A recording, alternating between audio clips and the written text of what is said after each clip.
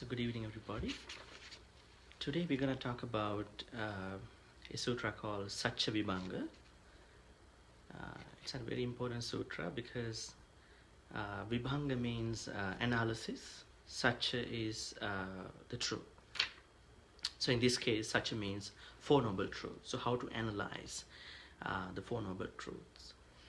So once Buddha was staying in the temple called Isipatanarama, and then he was recommending Venerable Sariputta, one of the chief disciples of the Buddha, that Venerable Sariputta is capable of, analyzing the Four Noble Truths.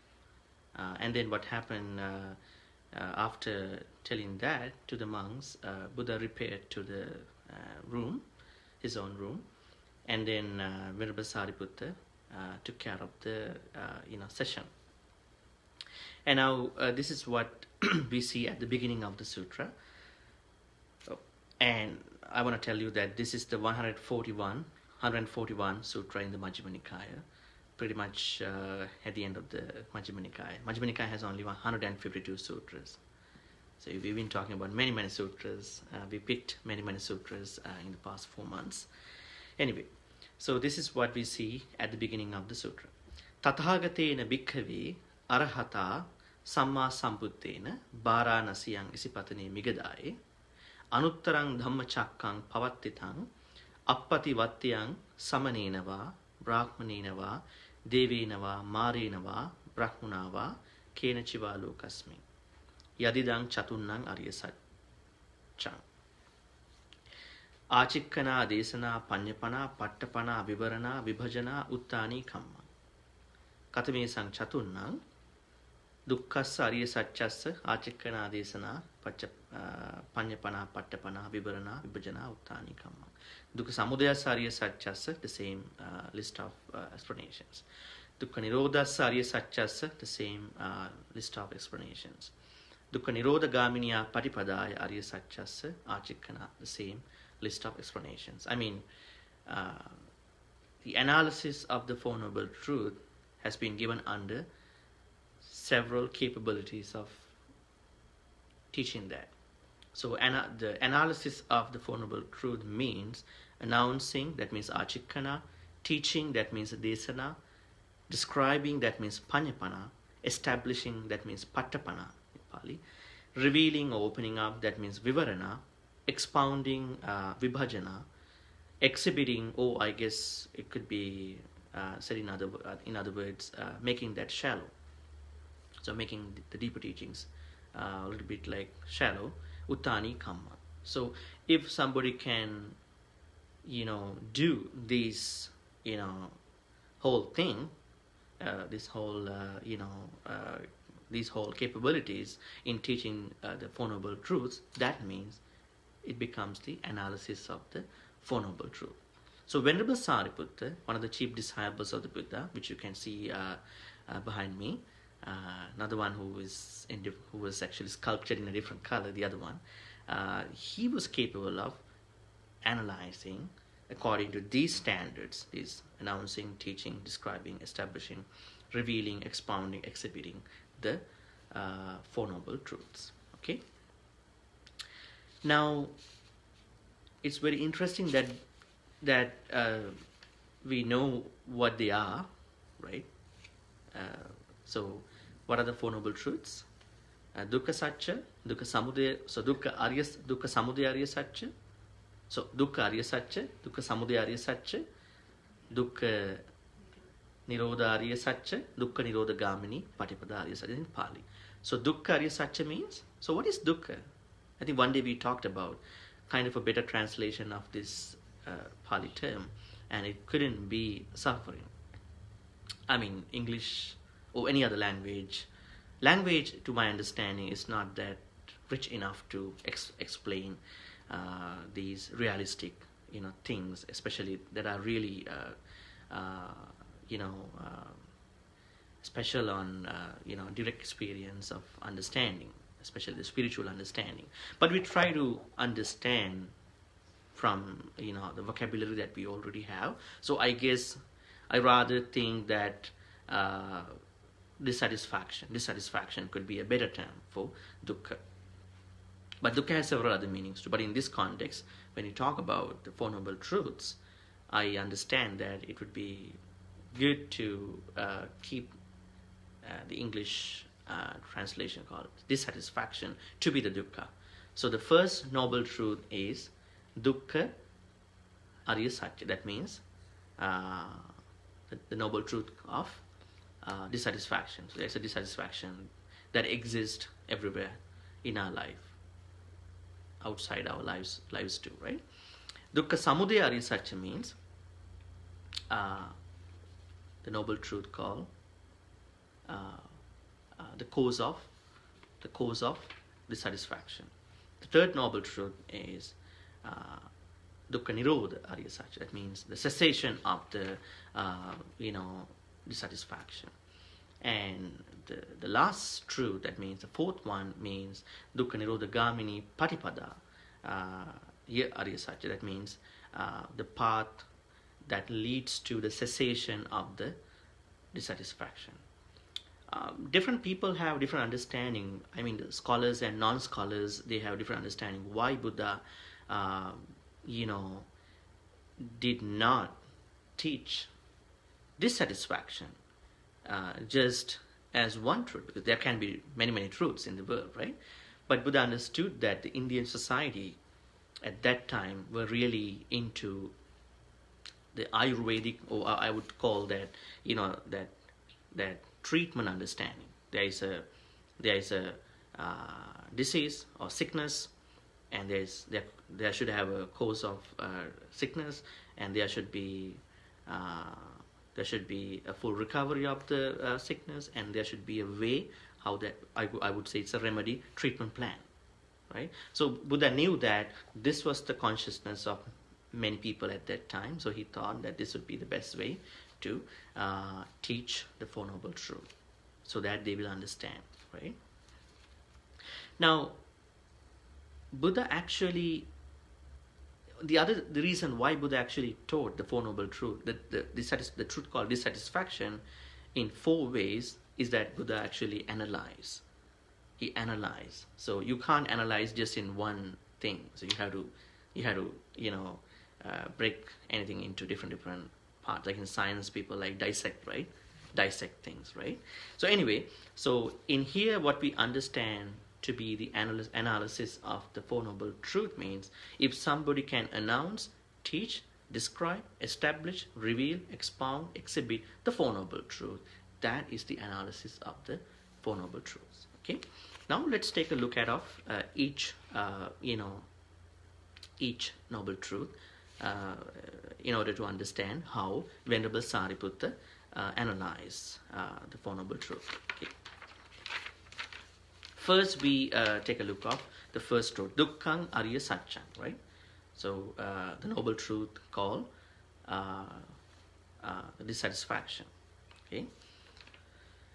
So how he has analyzed that?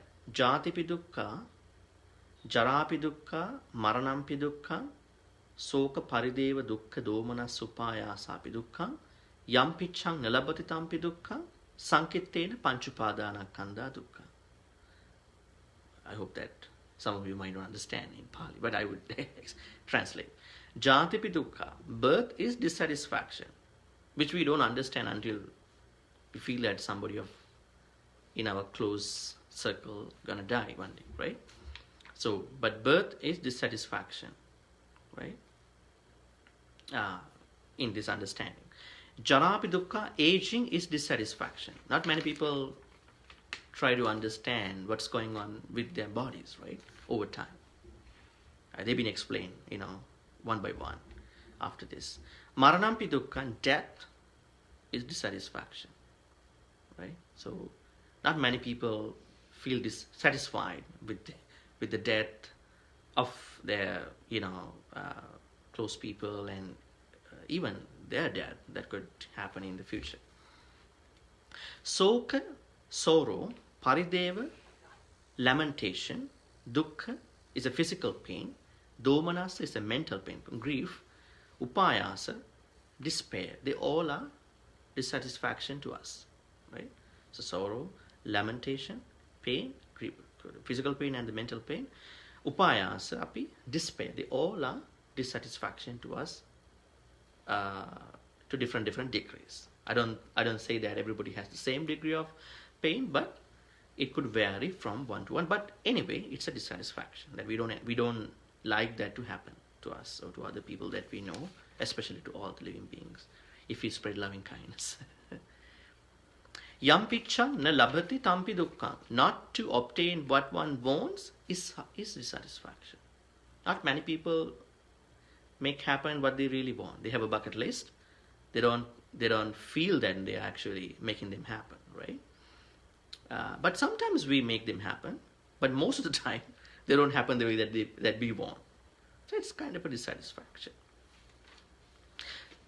Sankittena panchupada anakkanda dukkha. In short, the 5 aggregates affected by clinging are dissatisfaction. Now we have to find out what are the 5 aggregates. 5 aggregates actually. So when 5 aggregates are affected by the clinging, it's going to be a dissatisfaction. Other than that, it should be fine. So what are the 5 aggregates? Rupa, Vedana, Sanya, Sankhara, Vijnana. Rupa means it's the material form, it's a form. Vedana, feelings. Sanya, perception. Sankhara, formation. Vijnana, consciousness. They are okay as long as they are not getting affected by the clinging. So unless you are exercising, encouraging strong desires towards these 5, it should be fine. But once you are actually exercising, encouraging any clinging, I would say clinging, then like a craving, then it would be a kind of dissatisfaction, right? So basically, after talking about all the things about birth, aging, death, sorrow, lamentation, pain, grief, despair, not to obtain what one wants. After taking all these, Buddha says, Venerable Sariputta says, in short, 5 aggregates, when they are affected by clinging, called upadana, then that would give you a lot of dissatisfaction, right? So that is the first truth. Sorry, noble truth. We call it noble, right? Arya Sat, not just such. Noble truth. Now Venerable Sariputta explains one by one. Okay, what is that? That is the analysis in here, right? Jati. What is jati? Ya tesang sattanang tammi sattanikai jati sanjati okkanti abhinibbati kandanam patubhavu ayatananam patila. The birth of beings into the various orders, right, of beings. So we have how many places are there that we can see that a being can be reborn? There are 31 places where a being can be reborn, like including us. Only 31 places, but there could be some variations inside of those 31, but there are 31 we call places, right? So now what happens with those 31 planes is jati, we call birth. So how does Venerable Sariputta understand this birth, like in this analysis form, is that jati is that normal birth in any of those 31 planes.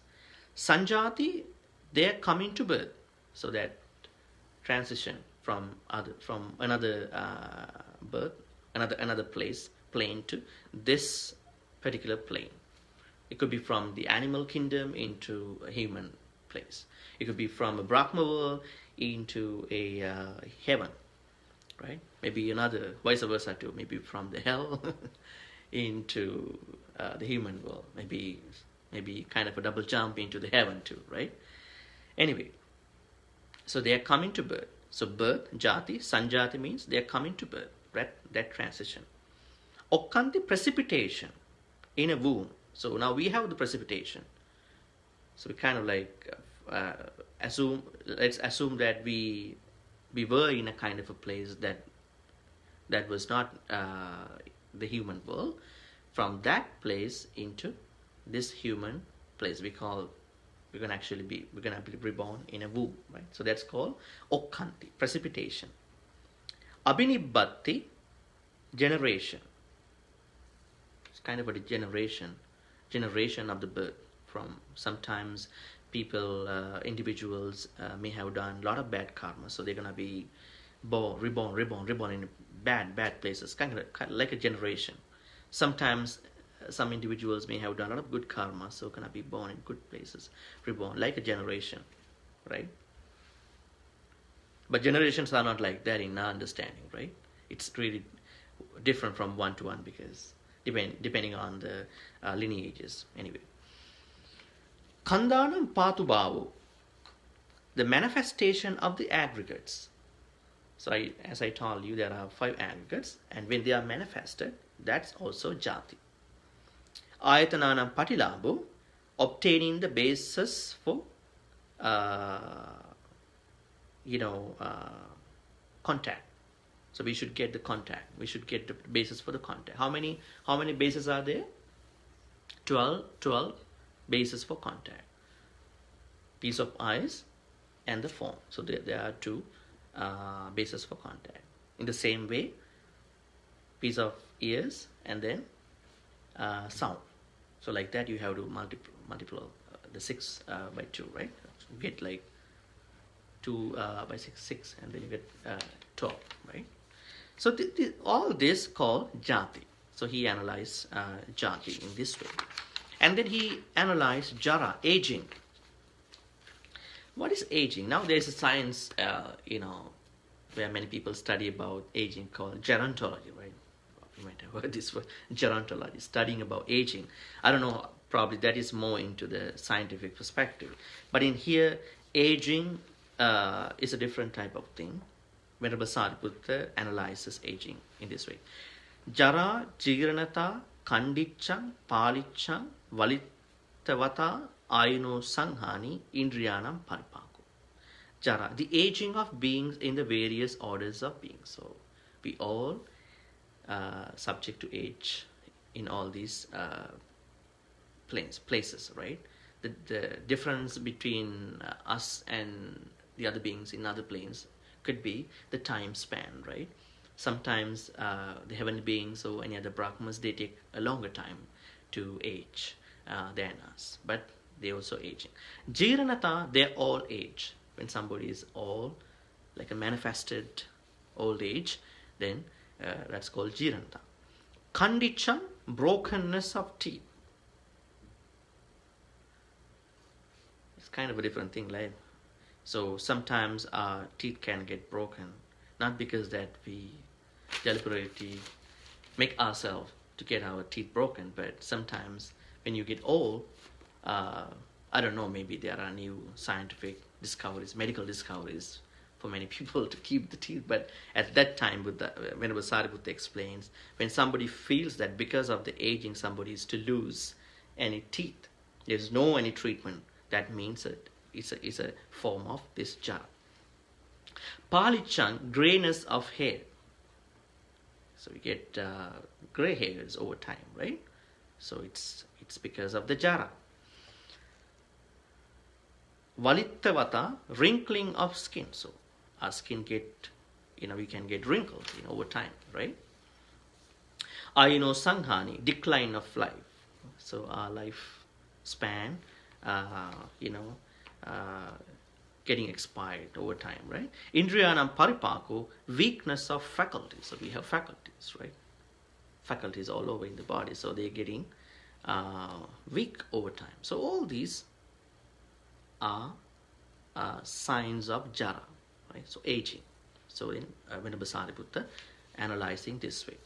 And then marana, death.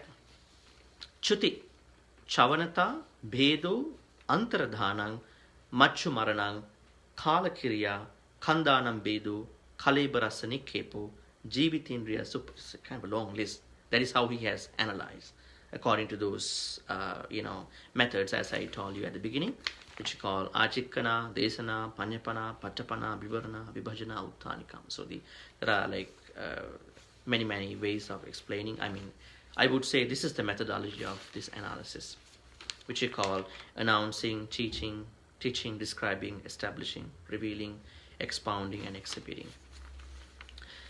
So Chuti means the passing of beings out of the various orders of beings. Now we know that in the heavens, they have the Chuti. They have the death called Chuti form of death. What does that mean? When they die, they don't leave the body in the heavens. We have to find out why it happens, but it is said that they don't leave the body, and then they're gonna be reborn in another place. That's called Chuti. But for humans, we don't, right? We just keep the body here. Somebody has to take care of it, right? Chavanata, they're passing away. Bedo, dissolution. Antaradhanam, disappearance. It's kind of a thing related to the heavenly beings, right? They disappear. Actually, we also disappear, right? In a way, because nobody knows what happened to us, right? They just know we died. We died, don't know where this individual went, according to Buddhism. They say, this person should definitely have a rebirth, but don't know where that person has gone after the death. That simply means kind of a disappearance, right? Machumarnan, dying. Kalakiriya, completion of time. In Sinhala we call Kalakriya Karna, right? Kalakriya, nobody knows why it is said in that way. It's called completion of time. So that person has already completed his time, right? His or her time. Kandanam Bedu, earlier I talked about Kandanam Patubhavu, that means the receiving of the five aggregates. But in here, Kandanam Bedu, dissolution of aggregates.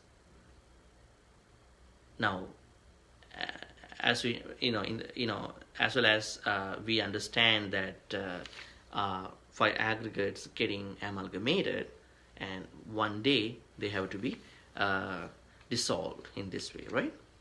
Kalebarasani kepo, laying down of the body. So one day we have to lay down the body, right? That's Maran. And then Soka, sorrow.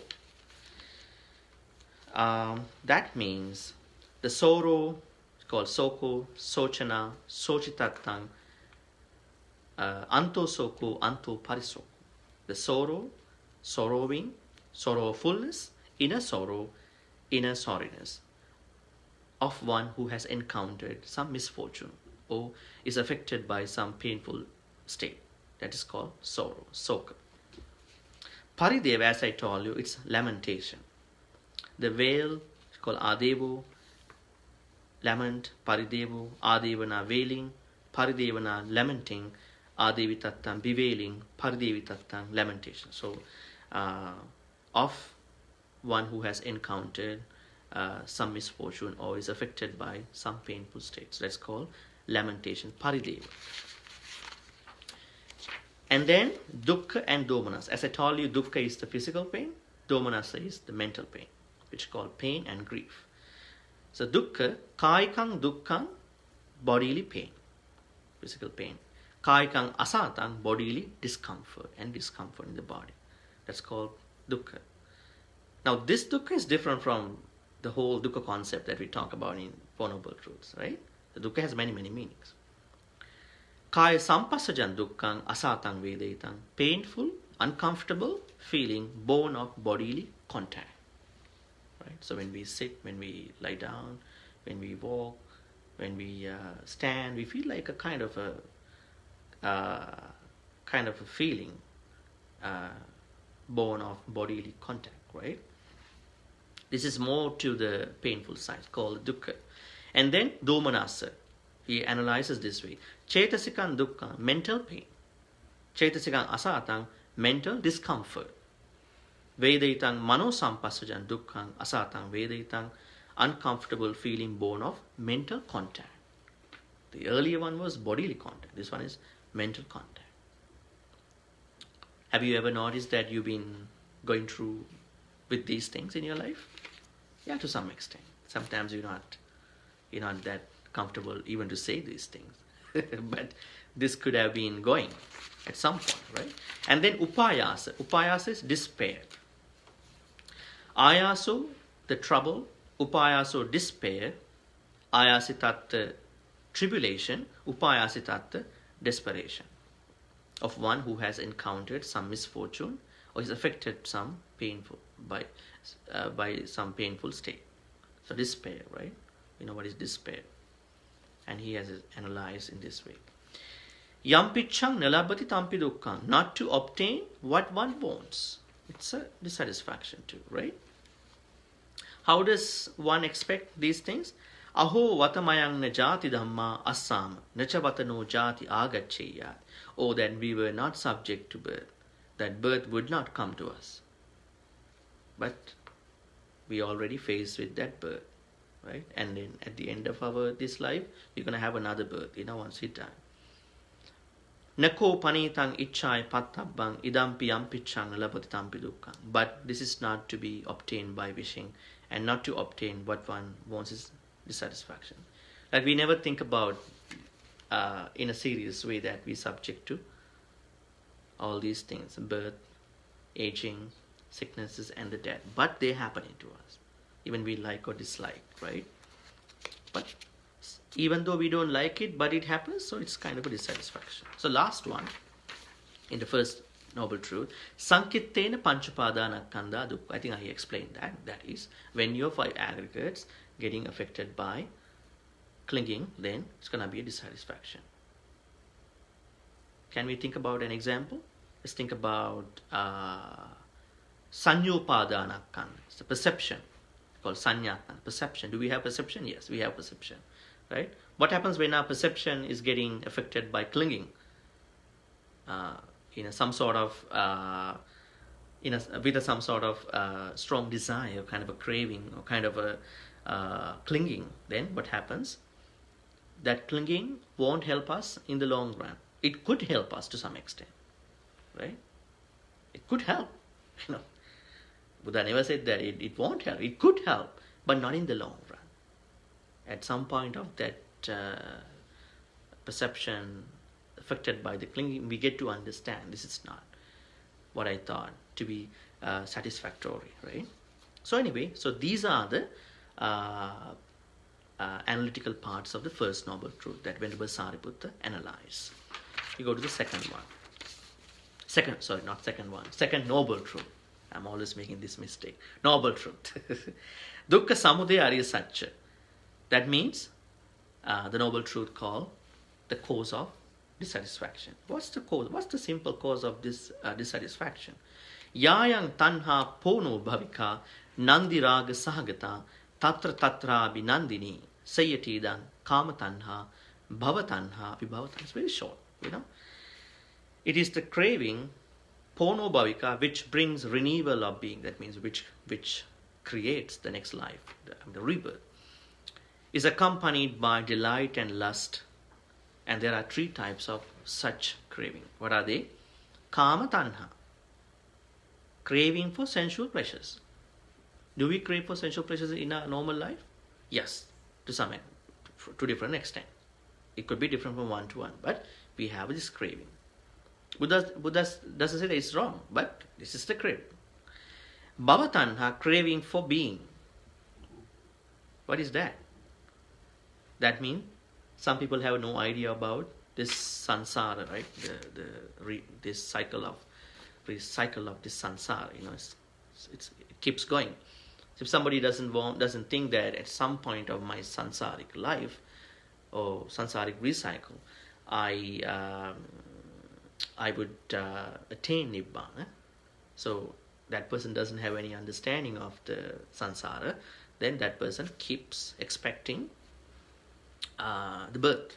So that's a kind of a desire, kind of a craving actually. Not desire, craving. So the first one is a craving for sensual pleasures, kama tanha. The second one is bhava tanha, which means craving for, I would say, becoming actually, every life. Vibhava tanha means craving for non-being. Like, it's kind of a nihilistic understanding about the, life. I think some people believe that this is the last life and we can do whatever we want, There's no next life. So that's not a Buddhist understanding. Buddhist understanding means this keeps going. So don't think that this is the last life, because when somebody thinks this is the last life and they don't think that there is a moral, influence of what they're doing, right? So that's the vibhavatan. So that's simply the second noble truth. Okay. Third one, third noble truth, that's called dukkha nirodha arya satya. What does that mean? What's the noble truth which you call the cessation to the suffering, cessation of suffering, not suffering, cessation of dissatisfaction, right? Can there be a cessation for dissatisfaction? Yes, there can be there is a cessation of this dissatisfaction which has been found out by Arhans, Pacceka Buddhas and Sambuddhas. What is that?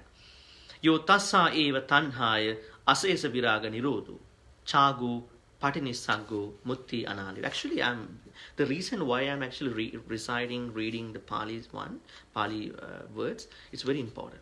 Because in English you get, that's why I first read Pali and then try to tell you the English equivalence in the best possible way I understand.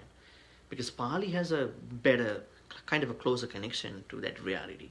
But Buddha himself says he uses the language, but he does not get attached to language. Yahi tathagato voharati aparamasati. In the sutra called Pottapada Sutra. Because language is always elusive to us. We don't know that. We think that language can tell us everything. Yes, to some extent. But regarding the spiritual things, I don't think that would play a bigger role.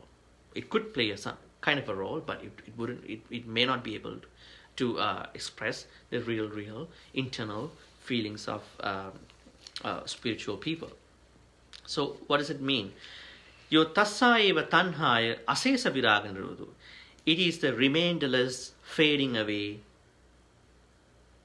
of that craving, those craving, three types of craving. Craving for the sensual pleasures, craving for becoming, craving for not becoming, right? So it is the remainderless fading away, or giving up, or relinquishing, or letting go, or rejecting of that craving. So that is the cessation. If somebody can give up, if somebody can relinquish, if somebody can let go, if somebody can reject, if somebody can understand that they should have a remainderless fading away of the same three types of craving, so that is the cessation of dissatisfaction. And then we move on to the last noble truth called dukkha nirodha gamini padipadari satya. That means the noble truth, or what we call the noble path that leads to the cessation of the dissatisfaction. That has a bit of something to talk about because that's the treatment plan, right? So what do you know about the path that leads to the cessation of the dissatisfaction? Do you know how it is called? It's called the Noble Eightfold Path, right?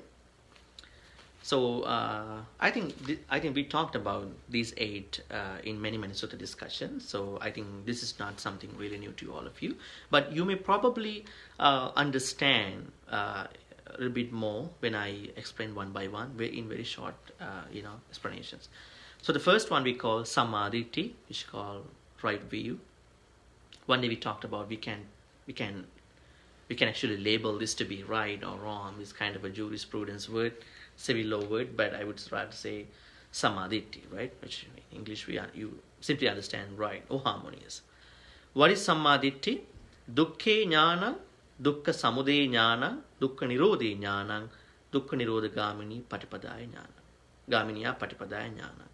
Knowledge of dissatisfaction, knowledge of the origin of dissatisfaction, knowledge of the cessation of dissatisfaction, knowledge of the way leading to the cessation of the dissatisfaction. It's kind of a knowledge.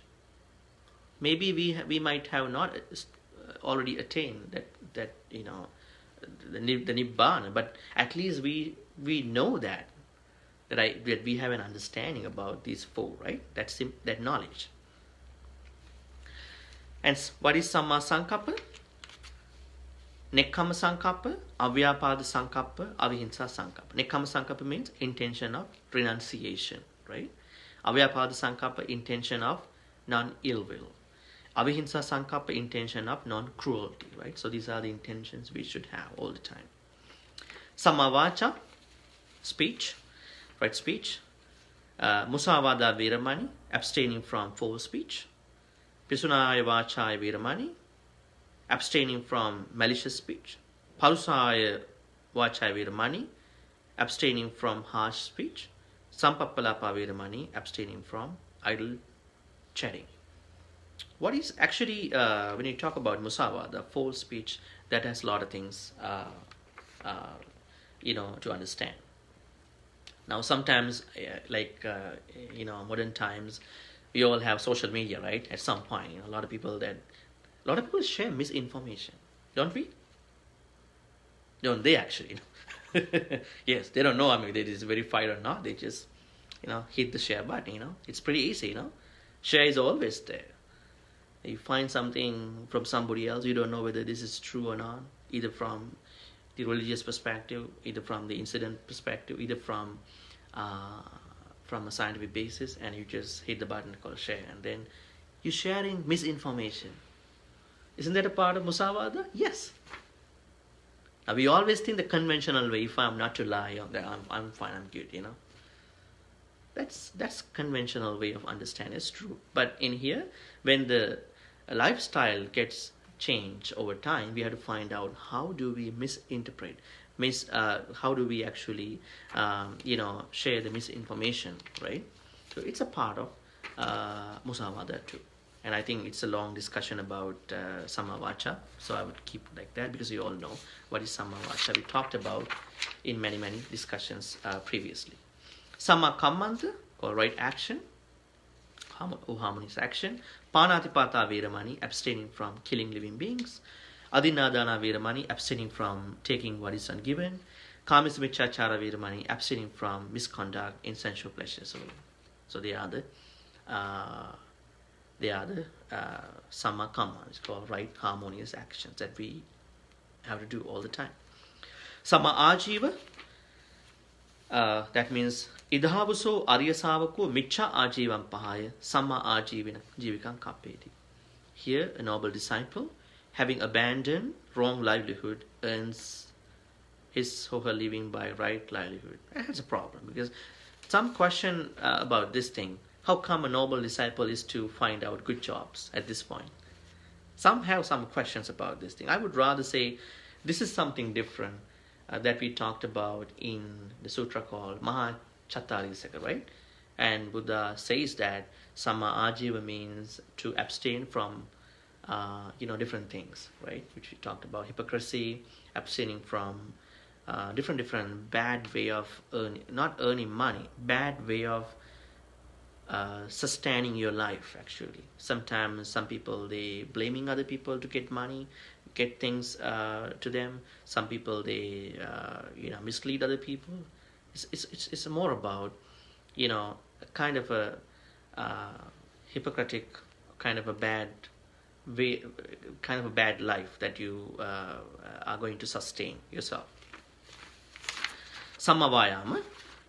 I think you know what is sammavayam, right? It's the right to harmonious effort, which you call anuppannanang papakanang akusalanang dhammanang anuppadaya chandang janeti vayamati viriyang arabhati chittam pagganhati padhati. I think this has more details about the four right harmonious efforts, actually, which we talked about in short in previous discussions. The first one that we have to do is we're going to actually awaken zeal, chandang, and arouse, make effort, vayamati, arouse energy, and chittam pagganhati, exert our mind, and padhati, strive for what? For non-arising the arising evil, unwholesome states. Right? So we're going to actually awaken our zeal, make effort, arouse our energy, exert our mind, strive for the non-arising of the unarising evil, unwholesome state. We are not bad, actually, but we could be bad if we get affected. So we don't actually let such bad states happen in us, because we are actually striving, making effort, awakening our zeal for not such things happen in us. That's the first type of right knows harmonious effort. Number two, we're gonna do the same thing. Awaken our zeal, make effort, arouse energy, exert our mind, strive for the abandoning of the already arisen evil, unwholesome states. I would say I would actually put this into this kind of a understanding. Maybe we might get angry at a smaller thing, so we think that I don't want to actually keep this going. I want to actually cut down on my anger. So then we can actually make our effort, arouse our energy, simply to cut down on that anger. So that's the second right effort. Third one, anuppannānaṁ kusalānaṁ dhammaнаṁ upā. We can actually have the same type of things. Awaken our zeal, make effort, arouse energy, exert our mind, strive for creating unarisen, wholesome, skillful, good states in us actually. So with those good states, sometimes we simply understand when we live with other people, those people, some actually, or maybe one individual like that, might be better than us in terms of patience, tolerance, right? Especially if you take these virtues one by one, you understand that your friends are the people, you see that they have better things that you can learn, right? So you can actually develop your enthusiasm, courage to have them in you. The last one, uppannānaṁ kusalānaṁ dhammaнаṁ titiya asammosāya bhiyubhāvāya vepullāya bhavanāya paripurya. That means we already have good, wholesome, skillful states, virtues. So why don't we develop them? Why don't we actually, try to encourage them, more and more every day? So that's called the last one, last type of right effort. And then samma sati. What is samma sati? Samma sati means if somebody can see the body as a body and being fully aware, having put away covetousness and grief for the world, and abide contemplating the body as a body, feelings as feelings, mind as mind, mind objects and mind objects. So that is called right attention, right? And the last one, samma samadhi. What is samma samadhi? That is called right concentration. So that means there is a wrong concentration too, right? Non-harmonious concentrations too. So samma samadhi means if somebody can, abandon, unnecessary sensual pleasures and unwholesome states, and can actually work towards the jhanas, absorptions. There are 8 absorptions, right? So that is called samma samadhi. I think I don't want to actually detail them because I actually explained to you one day about all these. So now you understand how Venerable Sariputta analyzed all these 4 noble truths one by one, and then trying to give us a kind of a blanket coverage about, kind of an inclusive understanding about the truths that we have never thought of. Like in the Dhammacakkappavattana Sutta, in the Satipatthana Sutras, we don't see the 4 noble truths were actually discussed, described, and are analyzed to this extent. So I think this is a very great sutra. If you recommend to someone, where can I find a kind of a detailed analytical study of the 4 noble truths? This is the best one actually. So 141 Sutra in the Majjhima Nikaya. So this is what we understand, that the 4 noble truths were actually analyzed by Venerable Sariputta. Now it's time for a Q&A session. If you have any questions, so please ask your questions.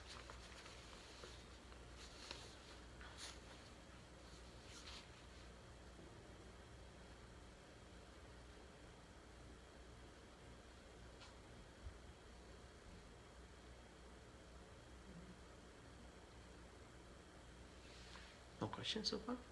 No, that means it's all clear, So the practice is the immediate thing then. Okay, I think nowadays we get to learn a lot of things from many, especially individuals and internet, many things. The only thing that we sometimes overly, ignore is that the practice. So practice is the most important thing. That's the place that we should work on, right? So I hope that you try to apply them in the best possible way in your lifestyle.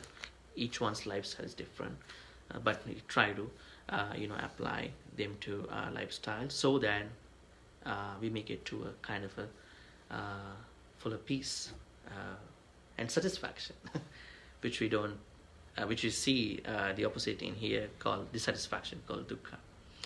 Okay, so let's share all the good karmas with the departed relatives and the heavenly beings.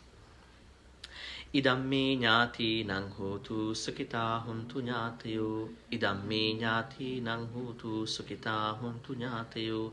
Idamme ñāti nang hotu sukita huntu ñātayo. Ettavata ca amhehi sambatang punya sampadang.